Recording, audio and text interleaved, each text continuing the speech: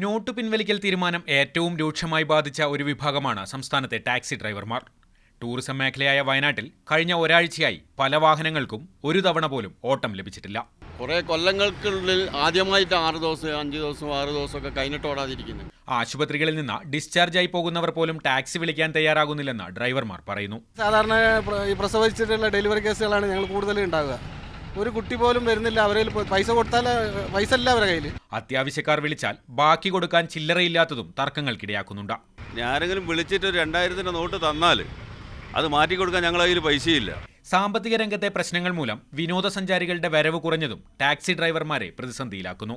Card സ്വൈപ്പിംഗും online ബാങ്കിങ്ങും ഒന്നുമില്ലാത്ത സാധാരണ taxi ഡ്രൈവർമാരെ not പിൻവലിച്ച നടപടി അതിരൂക്ഷമായാണ് ബാധിച്ചത്. പലരും രാവിലെ വണ്ടി സ്റ്റാൻഡിൽ കൊണ്ടിട്ട് വൈകിട്ട് വെറും കൈയോടെയാണ് തിരിച്ചു പോകുന്നത്. ഷമീർ മച്ചിങ്ങലിനൊപ്പം കമൽ, മാതൃഭൂമി ന്യൂസ്, വയനാട്. മൂന്നാറിലെ കണ്ണൻദേവൻ കമ്പനിക്ക് മാത്രം തൊഴിലാളികൾക്ക് കൂലി നൽകാൻ 6.5 കോടിയോളം രൂപ വേണം.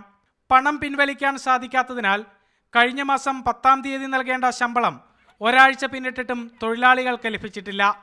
ലായങ്ങൾ പതിയെ പട്ടിണിയിലേക്ക് നീങ്ങുകയാണ്.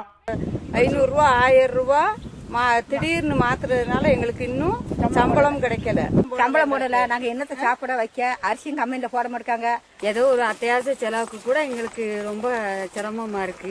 ബാങ്ക് അക്കൗണ്ടുകൾ വഴി ശമ്പളം നൽകാനുള്ള തീരുമാനം തൊഴിലാളി യൂണിയനുകൾ എതിർത്തു. ATMിലൂടെ തൊഴിലാളികൾക്ക് ശമ്പളം വിനിയോഗം ചെയ്യാമെന്ന് കമ്പനികൾ ഉദ്ദേശിക്കുമ്പോൾ അല്ലെങ്കിൽ നടപ്പിലാക്കുമ്പോൾ തൊഴിലാളികളെ സംബന്ധിച്ചിടത്തോളം ഏറെ പ്രയാസമുള്ള കാര്യമാണ്. അതുകൊണ്ട് തന്നെ ട്രേഡ് യൂണിയനുകളെ എല്ലാവരും ഒറ്റയ്ക്ക് ഒരേ ചിന്താഗതിയിൽ തന്നെയാണ് അഭിപ്രായം പറഞ്ഞിട്ടുള്ളത്. ബാങ്ക് ഇടപാടുകളിലെ സങ്കീർണതയും നിരക്ഷരരായ തൊഴിലാളികളെ വലയ്ക്കുന്നുണ്ട്. പണം ബാങ്കിലുള്ളവർ പിൻവലിക്കാൻ മൂന്നാർ ടൗണിലെത്തി സ്വദേശികളും വിദേശികളുമായ ടൂറിസ്റ്റുകൾക്കൊപ്പം ക്യൂവിൽ നിൽക്കണം. നാൾക്കുനാൾ പ്രതിസന്ധി രൂക്ഷമാവുകയാണ്.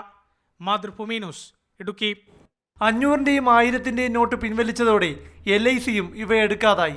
അതിനാൽ പെട്ടുപോയത് സംസ്ഥാനത്തെ 95,000-ഓളം ഏജന്റുമാരടക്കം രാജ്യത്തെ 10 ലക്ഷത്തോളം ഏജന്റുമാരാണ്.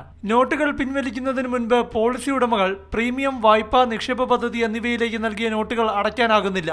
ഇവ സ്വീകരിക്കേണ്ടെന്നാണ് LIC ഓഫീസുകൾക്ക് ലഭിച്ചിരിക്കുന്ന നിർദ്ദേശം. 8-ാം തീയതി കളക്ട് ചെയ്ത പ്രീമിയങ്ങളൊന്നും അവർക്ക് അടയ്ക്കാനായിട്ട് കഴിഞ്ഞിട്ടില്ല. അവരിപ്പോഴും പല ആൾക്കാരുടെ കയ്യിലും കാശ് വെച്ചുകൊണ്ടിരിക്കുന്ന ഏജൻസ് ഉണ്ടായിരിക്കും. അന്ന് കളക്ട് ചെയ്തത് 500-ഉം 1000-ന്റെയും നോട്ടുകളാണ് കളക്ട് ചെയ്തത്. ആവറേജ് ഒരു പേരുടെ ഒരു 1 ലക്ഷം 1.5 ലക്ഷം രൂപ പ്രീമിയം വരുന്നതാണ്. പക്ഷേ ഇതിന് ശേഷം 6000, 8000, 10000 രൂപ മാസങ്ങളായി സ്വരൂപിച്ച് പ്രീമിയം അടയ്ക്കുന്ന ലക്ഷക്കണക്കിന് പോളിസി ഉടമകളുടെ പക്കൽ പിൻവലിച്ച നോട്ടുകളുണ്ട്. അതിനാൽ LIC ഇടപാടുകൾക്ക് നോട്ടുകൾ ഉപയോഗിക്കാൻ കഴിയാത്തത് വലിയ പ്രതിസന്ധിയാണ്.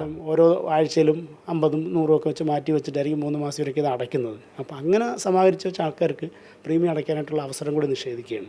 LIC പദ്ധതികൾക്ക് പാൻ കാർഡ് അടക്കമുള്ള രേഖകൾ നിർബന്ധമാക്കിയതിനാൽ ഇടപാടുകാരനെ തിരിച്ചറിയാൻ പ്രയാസമില്ല.